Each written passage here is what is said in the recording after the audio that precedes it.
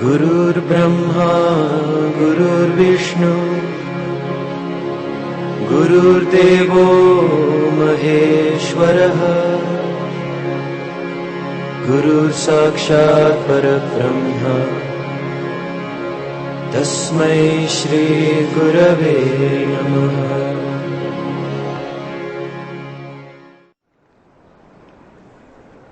ॐ नमः प्रणवार्थाय शुद्धज्ञानैकमूर्तये निर्मलाय प्रशान्ताय दक्षिणामूर्तये नमः। ईश्वरो गुरुरात्मेति मूर्तिभेदविभागिनी व्योमवद्व्याप्तदेहाय दक्षिणामूर्तये।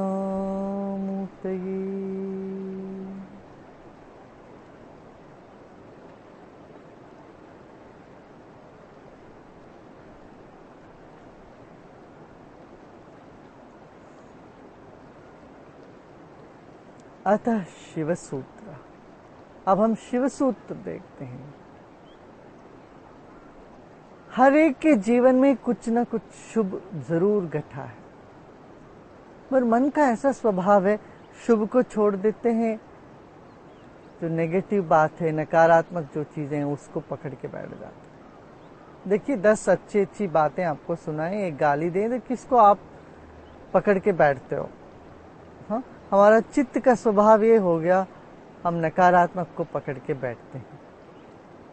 अब इस स्वभाव को बदलें तो शिव सूत्र को पकड़े। एक शुभ हुआ है जीवन में, उस शुभ को पकड़ के चले आगे। तो इस तरह से सत्य है, जो शिव है, जो शुभ है, जो सुंदर है, उसके जरिए हम संसार सागर को पार लगाने का एक विधि है शिव सूत्र में। तो सबसे पहला सूत्र है, भगवान शंकर कहते हैं चैतन्य आत्मा। आत्मा को खोजने बैठे हो। आत्मा कोई वस्तु नहीं, कोई दूर नहीं है, जिससे सब कुछ बना है उस चैतन्य ही आत्मा है। और हमें अपना अनुभव होना हो तो चैतन्य हो तभी हो सकता है। चैतन्य को ही ये शक्ति है जो अपने आप को जान पाए। खुद को जानने की शक्ति सिर्फ चैतन्य को ही है। जहां चैतन्य की वृद्धि हुई तो होश भी बढ़ गया। वहां जागृत व्यक्ति में चैतन्य है और सोया हुआ व्यक्ति में भी चैतन्य है, मगर फर्क इतना है, जागृत व्यक्ति जानता है, सोया हुआ व्यक्ति नहीं जानता है। चैतन्य आत्मा सबसे पहला सूत्र है।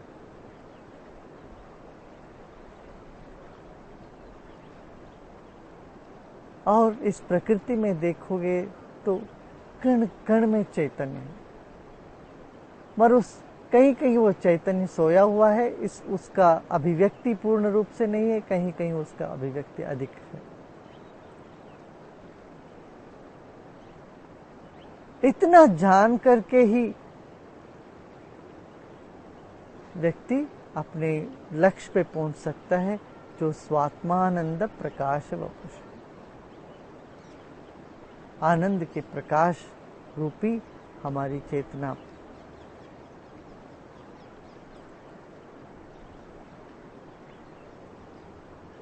चैतन्य आत्मा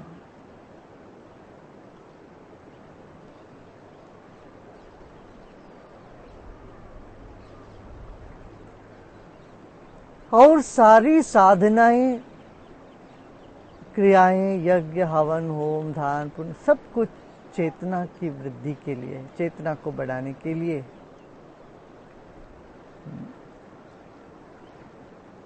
चेतना को बढ़ाओगे तो आत्म साक्षात्कार होने लगे, ताकि चैतन्य ही आत्मा है। चेतना को बढ़ाना कहना भी दोष है, ताकि चेतना ना बढ़ता है ना घटता है। चेतना व्याप्त है, मगर उसके प्रति ज्ञान बढ़ता है या घटता है, उसका अनुभूति बढ़ती है या घटती है। अगला सूत्र है ज्ञानाधिष्ठान मात्र का।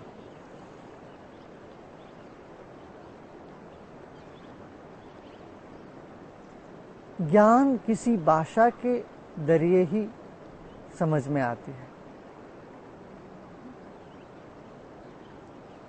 अनुभूति को हम जब ज्ञान के रूप में परिवर्तन करते हैं तो वो ये किसी न किसी भाषा के रूप में ही हो सकता है। कोई शब्द पद बनता है, पद वाक्य बनता है, वाक्य से हमें ज्ञान होता है। तो ज्ञान का मूल क्या है? अक्षर, अक्षर से पद, पद से वाक्य। अब जब कोई चिंता आपको सताती है तो वो चिंता किसी वाक्य या पद के बिना हो ही नहीं सकता, किसी भाषा के बिना चिंता नहीं कर सकता। अब जो ज्ञान, जो बंधन हो गया हमको, जो ज्ञान, जो चिंता हो गई है, या ज्ञान जो अनुभूति के अहंकार हो गया है, इससे मिटना, इससे अलग होना कैसे? इसको कैसे मिटाना?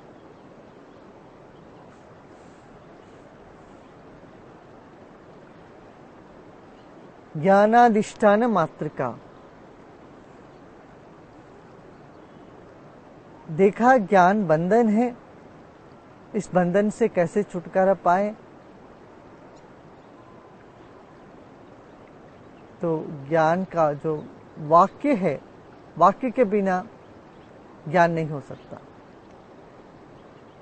कोई चिंता होना हो या किसी जानकारी के लिए भाषा की जरूरत है, शब्द की जरूरत है।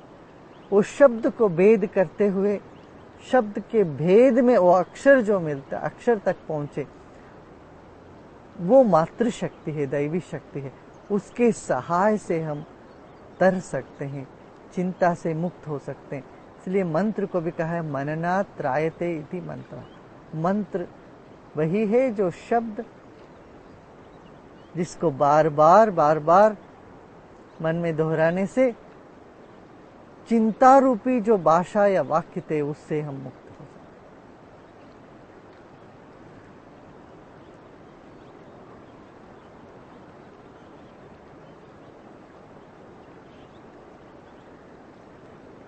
यह एक उपाय है। चिंता किसी वाक्य से होती है तो वो वाक्य को ही लेके बैठें, उस चिंता को ही लेके बैठे, उस चिंता को तोड़ते जाना। जैसे बेटे को नौकरी नहीं लगी है, ये एक चिंता मन में जा रही है, तो उसी को लेके बैठे। बेटे को एक एक पद को, वो चिंता बहुत तेजी से होती है, मगर उसको धीरे धीरे करते जाएं तो मन उस वाक्य से, जो शब्द से जिससे हटक गया, उससे हट करके फिर ध्यान में जाने लग जाएगा। नहीं तो ध्यान के लिए बैठते हैं, कितनी बार वो चिंता को हटाने की चेष्टा करते हैं, वो हटती नहीं। चिंता को ही लेके उसी की मूल में, मात्रा में चले जाएं, शब्दों से उसके अर्थ और शब्दों को भेद करते चले जाएं। ज्ञानाधिष्ठान मात्र का, तब भी ध्यान में गति होने लग जाती है हमें। फिर शक्ति चक्र संधाने विश्व संहारा, शरीर में जो शक्ति के केंद्र है वहां पर ध्यान लगाते लगाते फिर मस्त हो सकते हैं।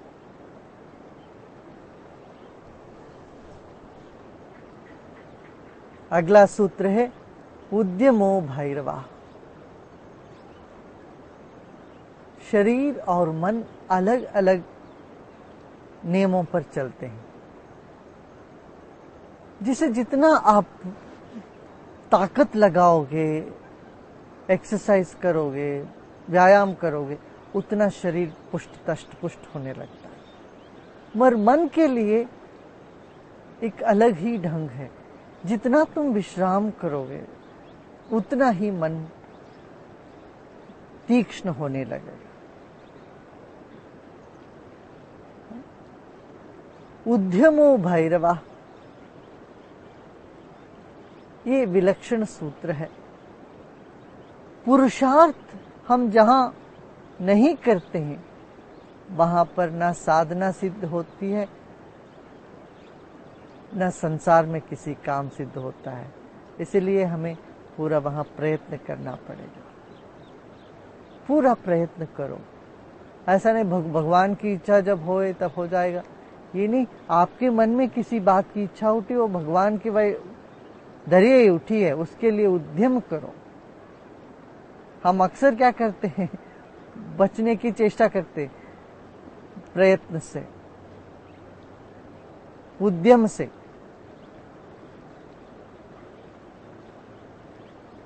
उद्योगिनम पुरुष सिंहम उपैति लक्ष्मी, ये कहा गया कि जो उद्योगी है उन्हीं को भाग्य प्राप्त होता है। आलसी को भाग्य नहीं प्राप्त हो सकता।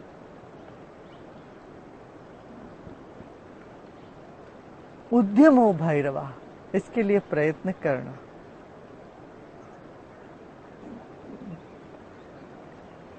प्रभु ने उंगलियां दिए हैं, मगर इसको प्रयोग कैसे करना, इस सितार बजाना हो तो कैसे बजाएं, उसके लिए अभ्यास की जरूरत है।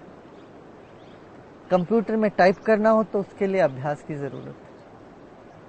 कुछ भी करना हो तो अभ्यास की जरूरत है। आध्यात्मिक या पारमार्थिक,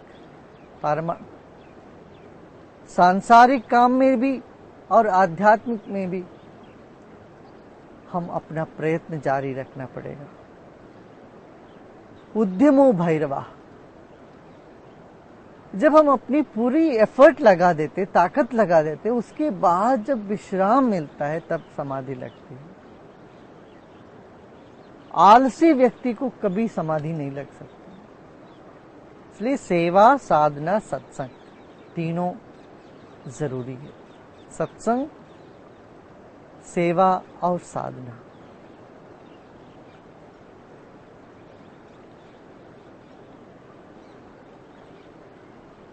हमको यदि ध्यान नहीं लगता है, मन शांत नहीं होता, इसका कारण है रजोगुण बढ़ गया। अब रजोगुण को किसी काम में जब तक नहीं लगाते हैं तब तक वो रजोगुण चिंता के रूप में परिणत हो जाता है।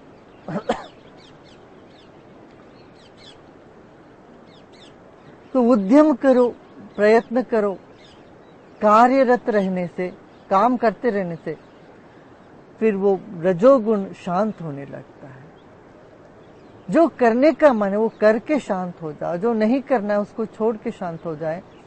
तो रजोगुण की जो प्रवृत्ति है काम करने की, वो पूरी तरह से अपना एफर्ट लगाने से, उद्यम करने से वो सतोगुण में पहुंचा देती है। इसलिए उद्यमो भैरवा सूत्र कहा गया है। बैठ नहीं पाते हो, मस्ती में नहीं डूब पाते हो, मस्त नहीं हो पाते हो, तो उद्यम करो। साधना, सेवा, सत्संग के द्वारा फिर तुम लौट के अपने स्वभाव में आ सकते हो। स्वात्मानंद प्रकाश वपुषे, अपनी स्वभाव जो आनंदमयी, ज्ञानमय, प्रकाशमय स्वभाव है, उसमें फिर टिकने में आसान होएगा। इसलिए खाली जो बैठे रहते हैं उनको नहीं होता।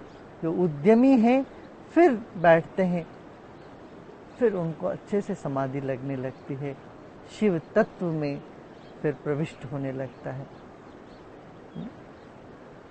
अगले सूत्र में बताते हैं, जागृत स्वप्न सुषुप्ति भेदे तुर्या भोग संवेद।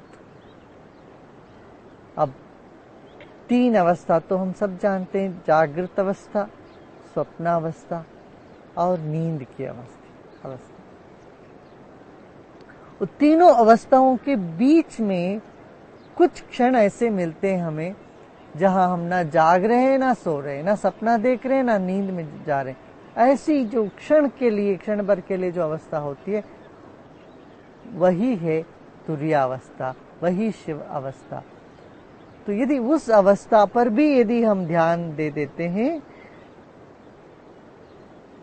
तो वही फिर समाधि लगने लगता है, चिंता से मुक्त होने लगते हैं।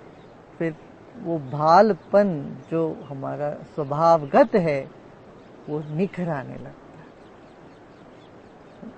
फिर वो फलश्रुति है सूत्र की, स्वात्मानंद प्रकाश होकर वहां पहुंचते हैं। तो शिव तत्व को खोजना तो कहाँ खोजना है? कैलाश पर्वत में नहीं है। शिव तत्व को खोजना हो तो जागृत अवस्था और स्वप्नावस्था के बीच में खोजें।